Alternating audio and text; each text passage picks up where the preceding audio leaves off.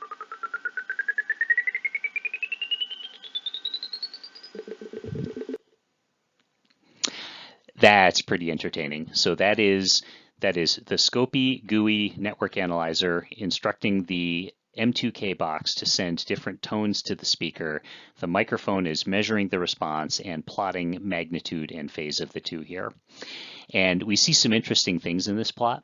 We see the low frequency cutoff of that speaker. It's a 2 or 3 inch speaker, so it doesn't have, it's not a subwoofer, so it can't reproduce low frequencies very well. But you notice that we do see this first sharp null that we can line up with the LTspice simulation.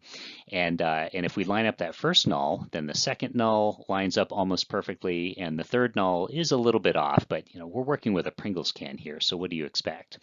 And I'll also point out that holding your thumb on the end of the can makes a big difference in the properties of this first null here, in the shape of that first null. And then what is this dip here? I don't have the slightest idea, so maybe there's some acoustics experts in the audience that can tell us what that is later.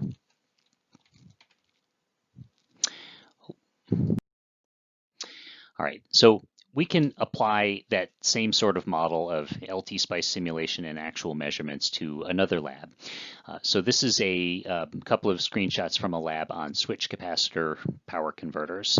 And this lab is really intended to be a first introduction to storing energy, so the storage of energy in any way, shape, or form. And capacitors are nice because I can charge a capacitor up, I can take the battery off, and I'm holding this energy in my hand, and I can dump it somewhere else sometime later.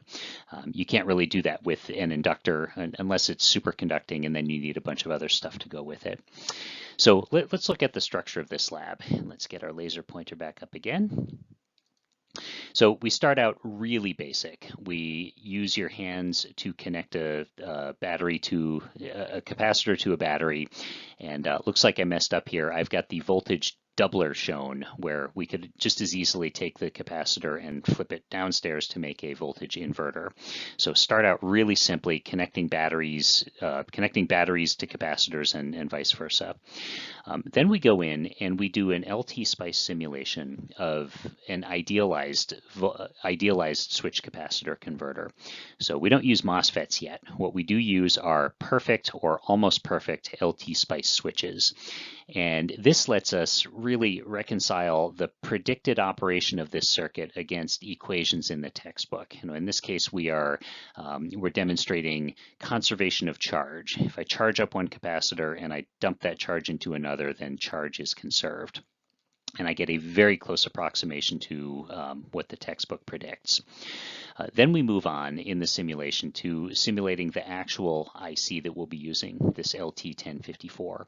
And of course, this has output impedance, and it's not a perfect part, and it has finite edge rates and things like that. So we simulate the circuit in LTspice, then we build it.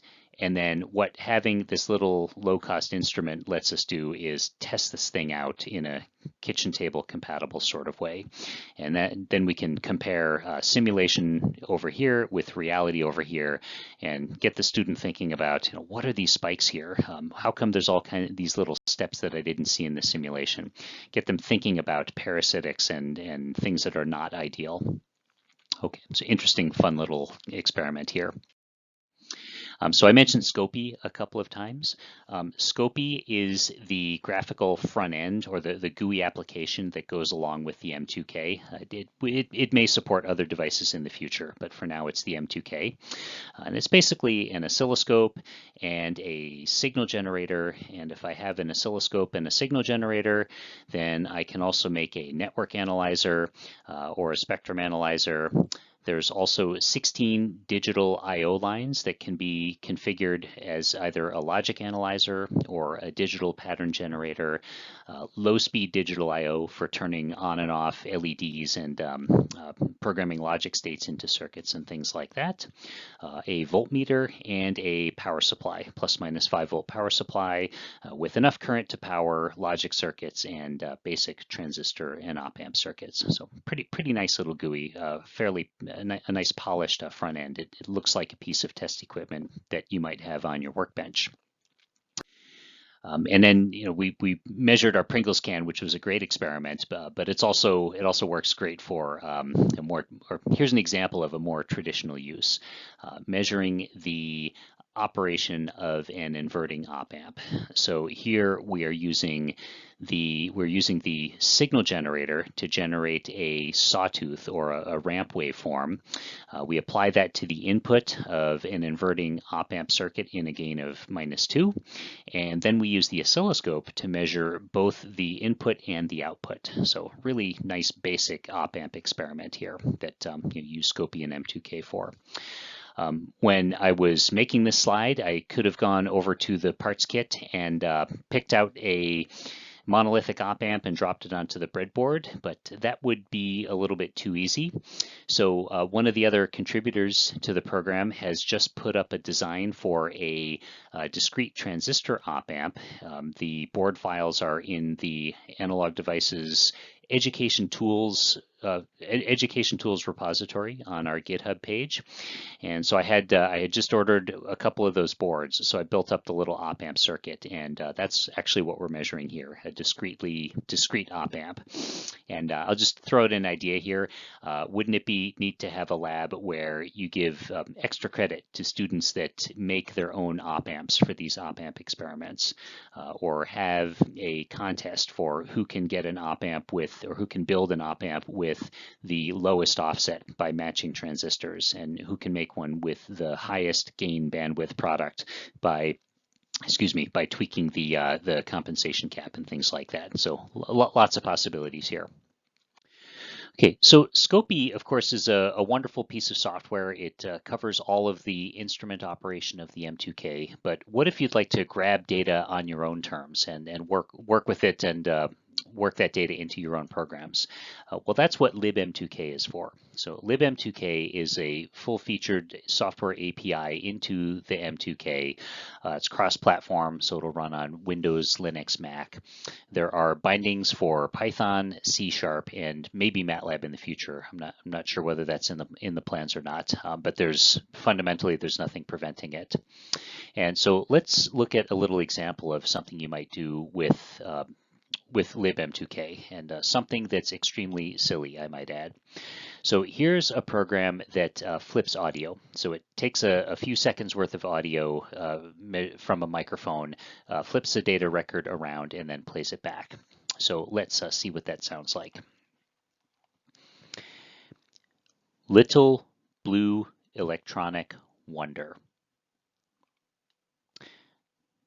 Okay, so it's done recording. And this is just the same setup that we used for the Pringles can experiment. So it's a speaker and a microphone, except now instead of running audio out and microphone in at the same time, we're first recording with the microphone, processing, and then sending data back out from the speaker. And let's see what that sounded like. Get rid of our laser pointer, and here we go.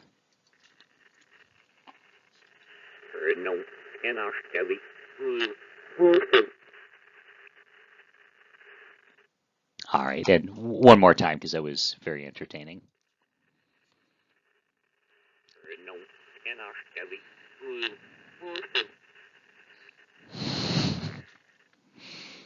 Okay, that was fun.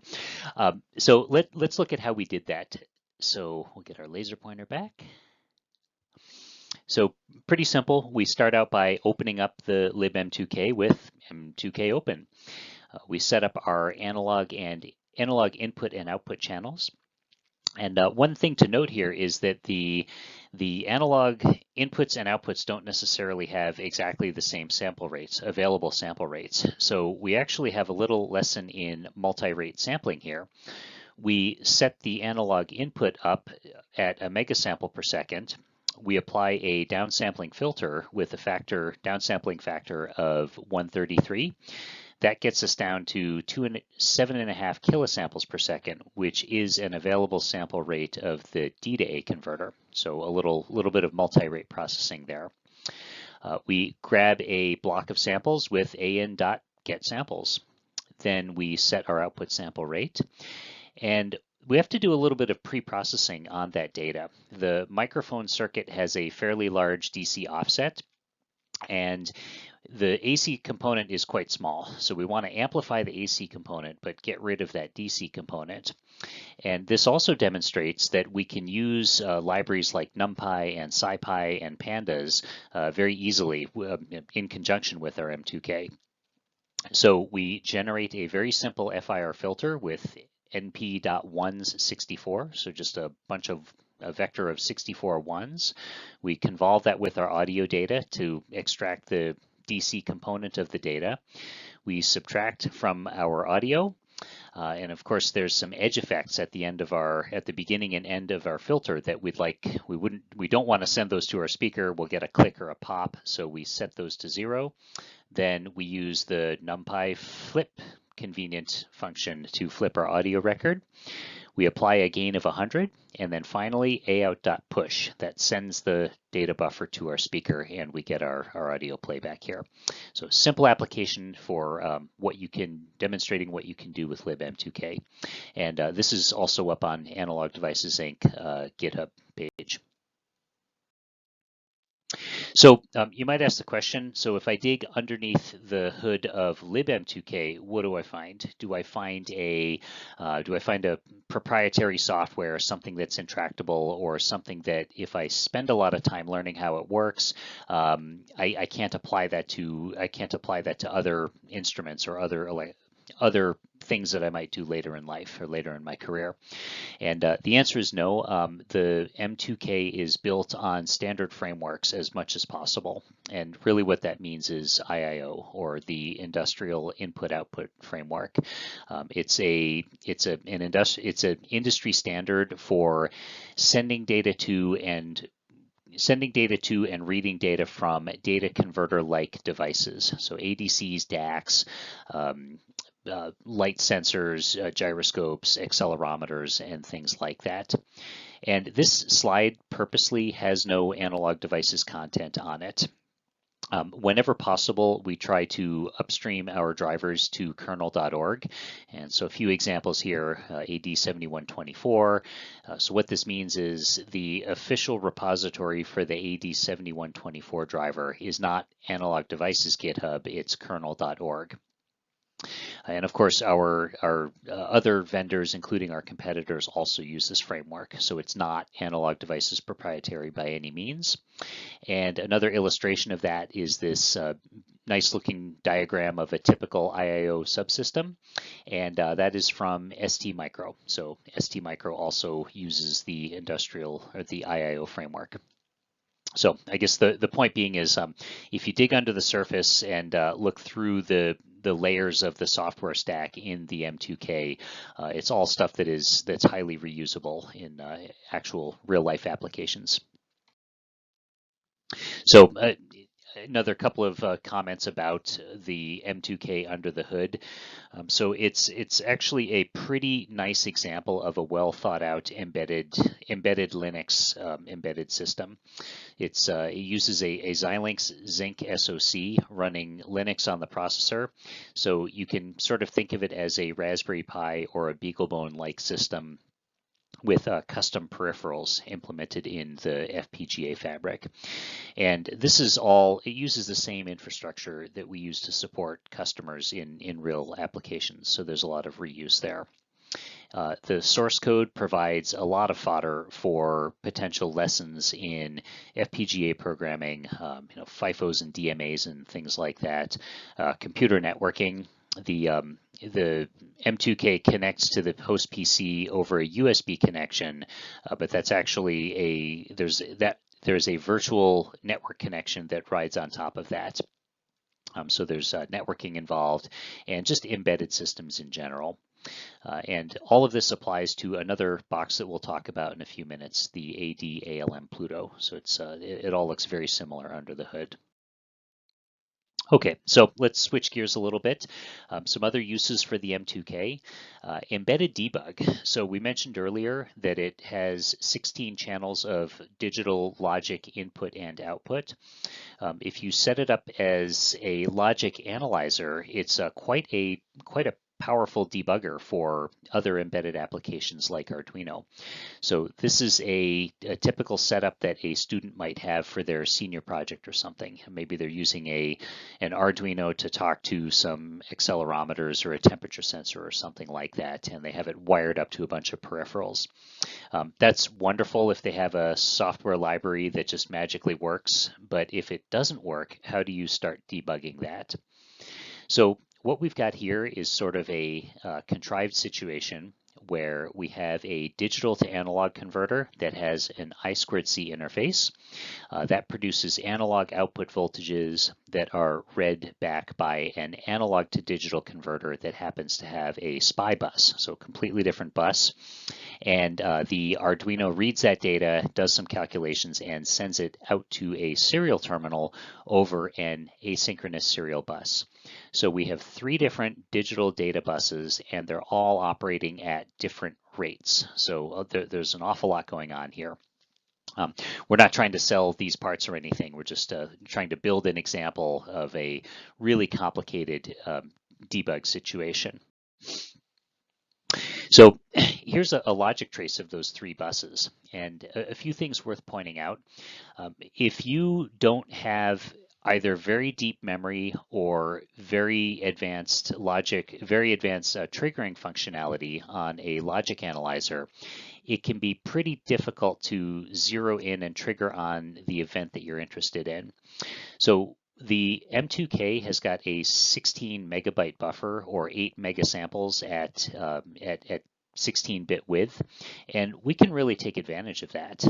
Here we're sampling the data bus at 10 megasamples per second, so it's 10 times faster than the fastest bus that I'm debugging. And with that much memory, I can capture almost a second worth of data. So that's an eternity in embedded debug time. Excuse me. So we can set up a little test program to exercise the bus 4 times per second, and we can catch 3 or 4 events in a single trace. So that's pretty powerful. We don't have to spend a lot of time setting up our triggering. We can just capture a bunch of data and then analyze it after the fact, and that's what we're going to do here. So here we're zoomed in on that triple transfer. So I2C SPI followed by asynchronous serial. And so let's look at the I2C bus first. We've got our SDA and SCL lines, and we are decoding those into I2C terminology. So we have a start condition, an address, there's an acknowledge tucked in here, another start condition followed by a stop condition at the very end. So useful in and of itself. But if we look at the next couple of rows here, we are actually decoding that data into voltages. We're interpreting that data as the LTC2607 DAC does. So what this says is, oh, I sent out a digital value or a digital code that corresponds to 0.37 volts. That's what should show up on my voltmeter that's sitting on my workbench here. And we'll point out that these decoders, we didn't invent these. This is all built on libsigrok. So this is an open source serial protocol decoder, and we make heavy reuse of that. And in fact, we upstreamed these drivers to libsigrok. So as of now, the official home for the LTC2607 decoder, it's not Analog Devices, it's libsigrok. Okay, so to the right of the screen here, so we've talked to our DAC, we've done something over here that we'll get to in a minute, and then we're sending out some serial data. So here we've got I2C at 100 kilobits per second, serial at 115.2 kilobaud, and we're decoding this ASCII data here. This is what shows up in the Arduino terminal, and then tucked in between here, we have a SPI transfer that's happening almost 10 times at almost 10 times the clock rate. So let's zoom in on that a bit. And here's our SPI transfer. So we've got serial clock, we've got data, and we've got our chip select signal here. And like the I2C, the first thing we do is decode the individual bits. Then we decode that to hex values, and then finally we decode it, we interpret it as the A to D converter would here. So here we are we have a value of about 1/2 volt, so that is the voltage that I should read on the meter that's probing the input of that converter. And this is also upstream to libsigrok. So we've got this very powerful logic debugger that super handy for student projects. It really gives a visibility into what's going on in an embedded system. And yes, this is usable in real life, as they say. So I'm in that same situation as other analog devices engineers. I'm here in my home lab, and I have very limited test equipment, and the only logic analyzer that I have is my M2K. And I was helping one of the Linux driver gurus debug their or test out a driver for the AD5791. So that's a 20-bit DAC. This is a real project that we're about to release here. And so he emails me and says, hey Mark, the driver's ready to go. Hook it up to your Raspberry Pi and check it out. So I hooked it up and it crashed and burned. It didn't work at all. So I start the debug process, and yes, all my SPI signals look okay. My chip select is doing what it should. Clock is doing what it should. And so it was something a little more subtle than that. And it turned out that we had the SPI port set in the wrong mode. So the driver was fine. It was the device tree in the Raspberry Pi was telling the Raspberry Pi to use the wrong SPI mode. And so having the M2K handy, I could go in there and I could say, hey, M2K, this is the SPI mode I think I'm operating in. Tell me how you interpret it. Back and forth, exercise all 4 possible SPI modes and zero in on the correct one. And we were able to debug that, and now this project is well on its way. So the point being is, yes, it's usable in real life. Okay, let's switch gears a little bit and talk about the ADALM-1000 or the M1K. So this is a $40 source measurement unit for basic electronics. It will measure voltage, it will source voltage and measure current, source current and measure voltage, all at 100 kilosamples per second. It's actually more accurate than the M2K. It has a baseline accuracy of 16 bits. And like the M2K, it's got C, C++, Python, and MATLAB support, as well as a couple of accompanying GUIs. And just a photograph here or a screenshot of a typical lab that is done with the M1K. So this is a lab that's up as one of our educational videos on measuring emitter follower. So great for basic circuits labs and pretty cost effective.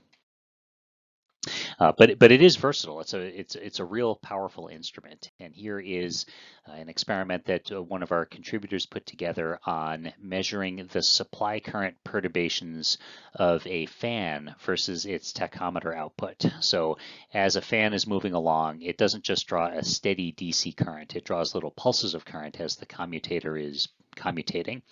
And so it's a little experiment of that going on. And let's see. And here is a screenshot of Alice, which is one of the GUI programs that goes along with the M2K.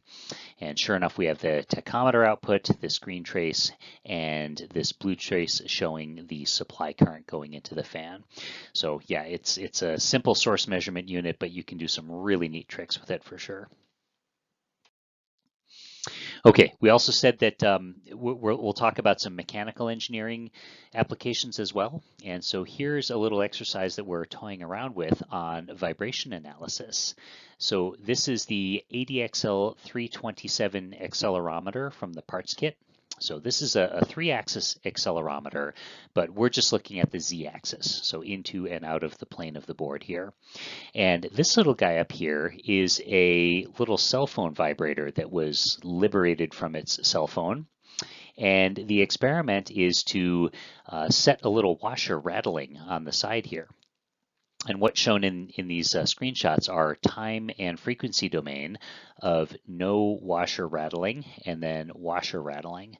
So very clearly visible in the time domain, and in the frequency domain, we get this uniform raising of the noise floor. So I think I need to go in there and mess around with the resolution bandwidth a little bit to see if we can pick up on some specific spurs here.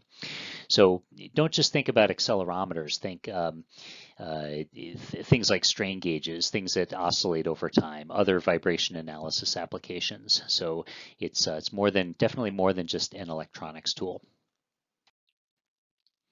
Okay, switching gears yet again. So another educational module that we make is the ADALM-PLUTO or PlutoSDR. So this is intended for software-defined radio applications, and in fact, it's little more than one of our software-defined radio building block chips, the AD9363 Zinc FPGA memory, and architecturally, it's similar to the M2K. In fact. This chip, the AD9363, is a building block for SDR applications. And one of my favorite examples of that is the walkie-talkies that were used in that cave rescue in Thailand not too long ago. So there was a problem with that rescue with communications because the cave is twisty and turny with lots of corners, and a standard walkie-talkie signal won't turn around a corner, at least not in a cave. So these walkie-talkies are obviously analog in and analog out, but under the surface they form a mesh network, sending packets of digitized audio data from one walkie-talkie to the next. So by stringing these walkie-talkies around in the cave, they were able to establish and maintain a communication link. So really interesting application there. So the hardware itself is an interesting little box, but the real value is this a complete course in software-defined radio that is up on our up on analog.com, and I think that's on the next slide here. Yeah, so the book is Software-Defined Radio for Engineers. It's a complete course in software-defined radio applications. It comes along with MATLAB code, and whenever possible, the hands-on lab exercises in the book use the Pluto. So here's a case where we've got a piece of hardware, the Pluto, that costs less than a typical textbook, and the textbook, where the real value is absolutely free. But it's not just MATLAB, and it's certainly not limited to the curriculum in that textbook. So here is one example that one of our field application engineers put together, and his GitHub page is listed here. So he has a really neat experiment where he takes an AM radio station, converts it to within the frequency range of the Pluto, demodulate the audio, remodulate the audio as an FM signal, and play that back on an FM radio. So listen to an AM radio station on an FM radio, which is something that everybody really wants to do. And this is all done in GNU Radio. So there's no actual code involved here. It's all put together with GNU Radio blocks. So, and like the M2K, this is all built on the libiio framework, or the IIO framework. So there are cross-platform libraries that you can use to grab data from the Pluto, process it, and do whatever you need to do. Okay, so another project that we have going on here, something that's in development, is a board we're calling the ADALM SR1. So we've been building out our library of power electronics lab exercises, and we have a few simple ones that are up on the ADI wiki right now. But the question is, where do you go from here? Where do you go from basic LDOs and really simple circuits? And what this board is, it's basically a deconstructed boost or buck converter, along with current sense amplifiers. Everything's adjustable and partitioned in a way so you can measure individual building blocks of a buck or a boost regulator in isolation, and then eventually put them all together into a current mode boost, current mode buck, or voltage mode versions of either of those topologies there. And we realized that this is a nice model for a semester's worth of labs in a single board. So this might serve as a model for other subject matter, whether it's basic circuits or something, a circuit board that you could send home to a student and they would use it for an entire semester's worth of classes. So this is in development at the moment. There is some documentation that's up on our wiki. So if you're interested, then email me afterwards. And just a screenshot from this board here.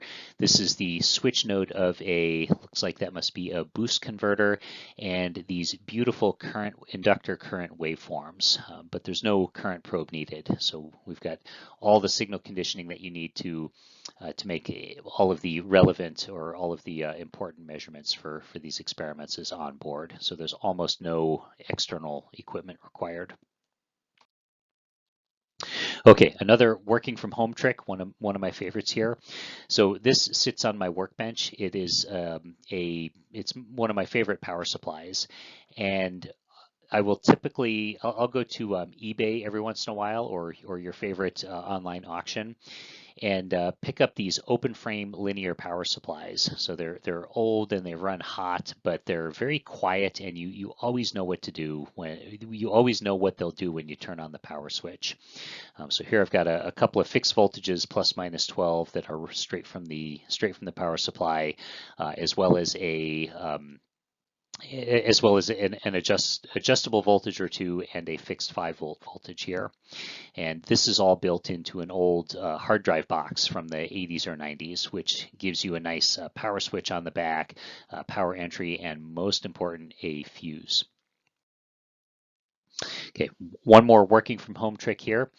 This is a board that actually just released. It's the Circuit Note 508, which is a benchtop power supply that is controllable with using a Raspberry Pi. So we were almost done with the documentation for this thing, and we needed a few more scope shots. We needed the output voltage ripple and output transient response, load step response. And I have a scope at home, but I don't have a FET probe, and I don't have very much. I don't have any fancy additional test equipment. So the way we were able to take this measurement is by not using a probe. If you use a probe, you've got that long, skinny clip lead, and any sort of noise, any sort of common mode noise on your power supply shows up directly in your measurement, which is terrible.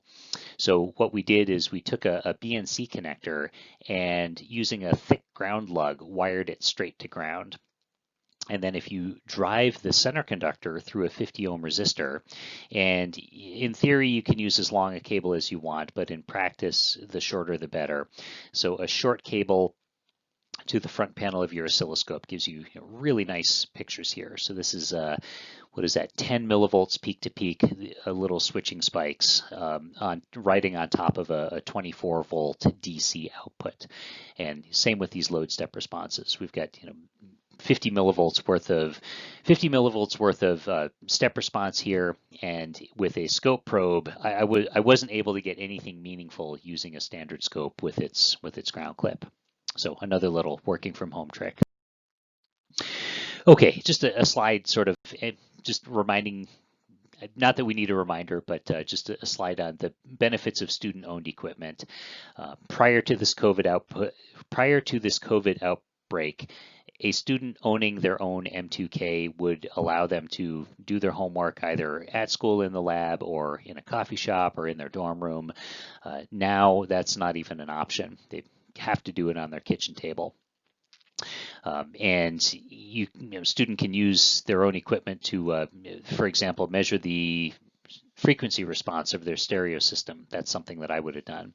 Or in this case, make a psychedelic laser show for your dorm room. So here I've got the M2K driving a laser galvanometer, little laser light show thingamajig here. So all kinds of neat stuff. When I was a kid, I had an old Heathkit oscilloscope that didn't even have triggering. I would have loved something like the M2K. But by the same token, I learned a lot from that old Heathkit. So if I can learn a lot from an old Heathkit, imagine what students today can learn from something like this, just tinkering around in their spare time. Okay, so just a quick slide on the pricing of these devices. So I mentioned that before. The M2K and the Pluto are about $150, $45 parts kit, and the M1K is $40. So we try to price them for student ownership. We try to make them cost less than a textbook, usable across multiple classes, and objectively these might be the lowest cost test instruments out there. but like we mentioned, not only is it low cost, but it's built on industry standard frameworks. So any additional learning that you do, any working with the coding, looking at how the embedded Linux subsystem works, that can all be leveraged later on. So we do offer samples for faculty. Email myself or university@analog.com. We often get the question internally from ADI employees, hey, it's cheap, but I still want one for free. Yeah, so there's ways, contribute a libsigrok decoder, excuse me, write an open source lab exercise or write an article or a review. And of course, these are available at analog.com and also at all of our distributors here. Okay, thank you very much. I had a good time putting this together and presenting it.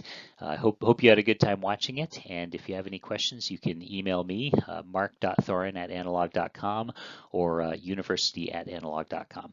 Thank you.